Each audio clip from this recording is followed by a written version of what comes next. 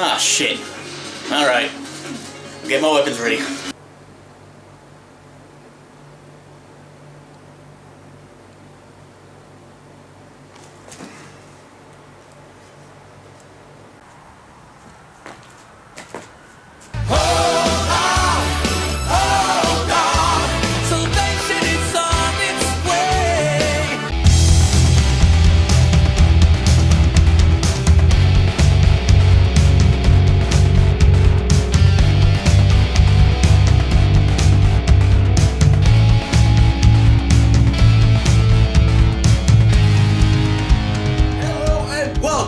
Another episode of the fucking awesome game review show.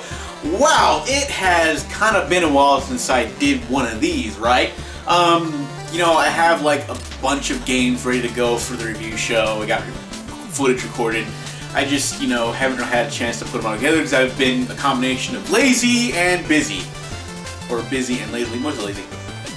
But whatever. Nonetheless, today, as you can see, we are back, or I am back, for another review of Shovel Knight. See, right here? I'm assuming the picture's gonna pop up right here in the corner. You probably see it right now.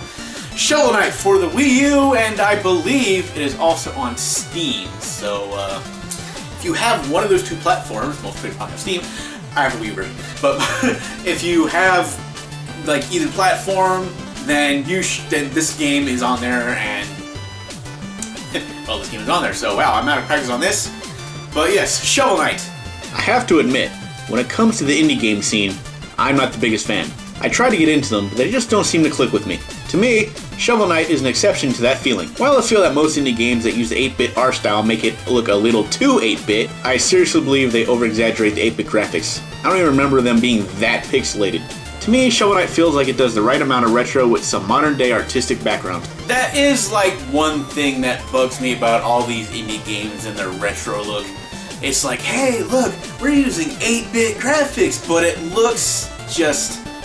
I mean, it looks like they're making it look bad on purpose. Now, I know, you know, we've come a long way since 8-bit graphics, and there's a lot of improvements, but it just feels like that they make it look more pixelated and blocky than it was back in the day. Other than probably, I'd say, Super Mario, the original Super Mario Bros. A lot of games really come up as far as the 8-bit since then, and never really looked that bad again. Even then, it's just like they go out of their way to make it look as pixelated as possible, and while that's okay for like the nostalgic or throwback thing, it's just like sometimes I think they just take it a little too far. There was a time when Shovel Knight had a partner called Shield Knight, and the two used to travel the land fighting dark forces. It seems that Shield Knight suffers a grim fate and causes Shovel Knight to give up the life of a hero. However, dark forces return, calling themselves the Order of No Quarter, and Shovel Knight picks up his weapon to fight once more. You're going to see a lot of familiar elements from 2D side-scrollers here. I won't name them here, but you'll figure them out as you play. You basically use two buttons, attack and jump. As you play on, you can also add other elements to attacks such as magical projectiles and other stuff by using a simple button combination. See, with the original setup, how they had it is this was jump and this was attack. That kind of felt a little awkward to me. So what I did, and I used Pro Controllers by the way, is like, I switched this to attack and this to jump. I mean, it still took me a few minutes to get used to, but I actually like the setup better. I believe you can actually do it so you can, I think, probably set that to attack and that jump as well. And that might have actually been the original case for it. I just didn't really think of that till later on. But I just kept these two as these two buttons as attack and jump. It felt a little better to me. And they're really no and you can either use this or this for movement. I always switch between the two. There's really no difference. You just move the same either way. But that's basically what I did for my control setup. You, however, can use again set up however you want, because you can use this or this. And I'll use this sometimes if I'm like playing off screen for whatever reason. Maybe someone will watch on TV but want to play games at the same time. So that's good for that. Or you could use this. I think this too. You would need to plug into this. Okay, look, a lot of you viewers know this already, so why am I bothering telling you? Even though the game follows the primary rule of go right to advance, there are a lot of hidden pathways to explore. Throughout levels, you can find hidden music sheets to give to a bard to unlock songs from the excellent soundtrack. More on that later, as well as a shop owner who will pop up out of certain chests to give you items to help you in request. You can also walk around town and talk to people. Some offer helpful hints, others just make random conversation. There seems to be a lot of sentient anthropomorphic animals walking around too. I think that was like a really cool part of this game, is where, you know, they did a lot of that exploration stuff too. I mean, you'll see different paths, and you gotta kind of wonder, like which way is to go straight forward? Do you want to keep going straight forward, or do you want to check the other way and see what kind of, like what's there? Because like I said, you might find like the hidden treasures, or the bard sheet music. There's a lot of like ways to go. I mean, they are like eventually dead ends, because you find something, you gotta move forward, but it is kind of neat to figure out like which way to go and how to get there and what you'll find. So it's pretty neat with the like the extras and stuff like that.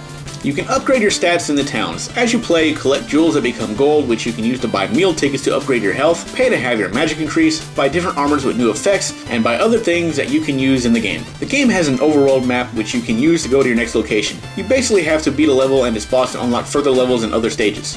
Occasionally you'll see like a little something else in the map, like an enemy, say, beat a stage, and then you'll see like this little enemy thing pop up, and if you go to it, you do a little boss battle type thing. It's a really neat thing. It's actually it could actually be a full-on boss battle, have like the full health and everything. But yeah, you can do that, and you run them on stage, and you can like, you'll see like little extra things on stage to fight that. And sometimes like little treasure stages will pop up. It's like you go to the stage, you'll see it like go back and forth, and you go to that stage. It's like you just run from like point A to point B, collecting like the treasure in there.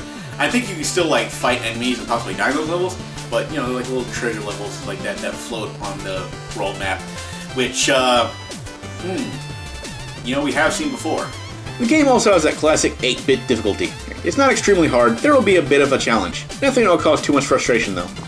A lot of my deaths in this game weren't so much from the enemies or like the boss battles. It was me just missing a jump. I mean, really. I'd be like, oh, I'm going, and then I just flop and die. And of course it does that thing where, you know, if you die, you lose some of your gold, and when you go back to that area, you can like recollect it. But if you die before then, I mean, you'll lose gold then, but what you lost before will be gone, and you'll have to, like, the more you die, the more you're gonna lose, and you like will go to get your gold back at the place that you died last. So it's not like, oh, if you die here, you just keep going, oh, collect it as you go. No. Once you lose it the first time, if you don't get back the first time you die before then, you have to, it starts over from there. So it's a bit of a pain, and there are checkpoints throughout the game. So like you'll see like the little globes, you pass them, and like there's like 5 or 6 checkpoints in the level. I think it's like 6. And then like when you die, you go back to the previous checkpoint. Shovel Knight is a very fun game which caught me by surprise. Sure, I heard a lot about it, but didn't give it much thought. Word of mouth really helped this game out. It may borrow many elements from other games, but they do it well and reinvent some of that classic gameplay. Yeah, definitely like a fun way to go. It's a pretty decent game. I did end up liking this game after all. You know, like I said, I'm not too much into the indie game scene. I don't know why. I know a lot of people might get mad at me because of that. I give it a shot, but it's just not something, for whatever reason, I can't seem to bring myself to get into. I'm not knocking it. And for the people that like it, go ahead. I think they should be supported because they can eventually come up with, like, you know, better games, and, you know, eventually they might become the big budget titles. But the problem with that is, and what I'd be afraid of, is once they become big budget titles, you get the big budget problems. Like, you know, you would like you all of a sudden you get like the DLC thing. Oh, look at that, $60 for this game, but you're not getting the whole game. You're not gonna buy a DLC. Hopefully that doesn't happen, but you never know. That's neither here nor there. I'm kind of ranting on something else. But yeah, so it's pretty fun game. I like the controls and everything like that. Yeah, pretty good, and the music was excellent. I mean, I'm serious. I mentioned earlier that you can collect music from the soundtrack, and it's a pretty cool, like, 8-bit, like, rock soundtrack that you would hear, like, in the older games. Definitely, I think it's on par with, like, Mega Man 2 music. I mean, Mega Man 2 has some of my favorite 8-bit tracks ever, and this one goes, like, even, it's definitely, like, 80s 8-bit music, and it works pretty well with the game. You kind of end up hearing like the same tune over and over in certain levels, but it's still a pretty decent game, and you get some pretty cool like boss fights and stuff like that. Some of the bosses look familiar from other games. It's pretty cool. There's a lot of elements from other games and stuff like that. So it's definitely a game worth checking out. Whether you got the Wii U or the PC version, or the Steam version, whatever you want to call it, you should go ahead and pick it up. I hear they're in talks to get it on other systems, so there might be a PS4 version later on. I'm not 100% sure about that. This is the rumor I've heard, but I'm not exactly 100% sure. So yeah, definitely go ahead and check this game out. I will go ahead and give it an A. It was really cool. I hope there's a sequel. I just hope in the sequel that maybe they like, you know, update the graphics kind of a bit. I think it'd be cool if this game had more like the hand-drawn, like artistic graphics instead of going the 8-bit route. But you know, it still works pretty good for the 8-bit title. They don't overdo it with the 8-bit. They made it a nice package of the 8-bit and the music and control and the gameplay. It all comes out pretty good. So this has been another episode of the Fucking Awesome Game Review Show, or Fucking Awesome Game Reviews for short, whatever you want to call it. I will see you next time, and hopefully I won't take too much longer between review videos.